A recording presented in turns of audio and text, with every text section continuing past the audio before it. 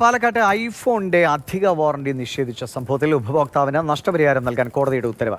ഫോണിന്റെ ഉടമയ്ക്ക് 1,94,000 രൂപ നൽകാനാണ് ഉപഭോക്തൃ കോടതി വിധിച്ചത്. ഒറ്റപ്പാലം സ്വദേശിയായ AM മുഹമ്മദ് ഫൈസലിനാണ് നഷ്ടപരിഹാരം നൽകാൻ വിധിയായത്. നിതിൻ തോമസ് വിവരങ്ങൾ വേണം. നിതിൻ, എത്ര കാലത്തെ നിയമ പോരാട്ടമാണ്? എന്തായിരുന്നു സംഭവം?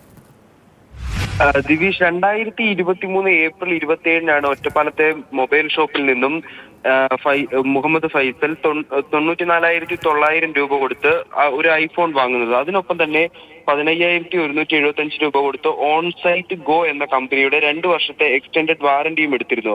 മാസങ്ങൾക്ക് ശേഷം ഫോൺ തകരാറിലായപ്പോൾ വാറന്റി പ്രകാരം അറ്റകുറ്റപ്പണികളൊക്കെ ആവശ്യപ്പെട്ടെങ്കിലും ഈ വാറന്റി എടുത്ത കമ്പനി ഓൺ സൈറ്റ് ഗോ എന്ന കമ്പനി ആ സേവനം നൽകാൻ തയ്യാറായില്ല. തുടർന്നാണ് ഫൈസൽ കോടതിയെ സമീപിച്ചത്.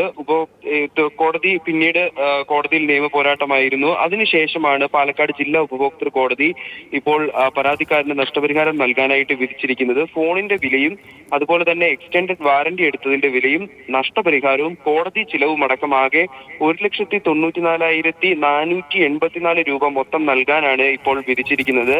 ഇനി നൽകുവാൻ വൈകുന്ന ഓരോ മാസത്തിനും, ഇനി ഈ വിധി വന്നതിന് ശേഷം ഓരോ മാസങ്ങൾ വൈകുകയാണ് ഈ പൈസ നൽകാനെങ്കിൽ ഓരോ മാസത്തിനും 500 രൂപ അധികം നൽകുവാനും കോടതി ഉത്തരവിട്ടിട്ടുണ്ട്. വാറന്റി സേവനം നിഷേധിച്ചതിലൂടെ അന്യായ വ്യാപാര രീതിയാണ് സ്ഥാപനം സ്വീകരിച്ചതെന്ന നിരീക്ഷണത്തിലാണ് ഉപഭോക്തൃ കോടതി ഇത്തരത്തിലൊരു വിധി ഇട്ടിരിക്കുന്നത്.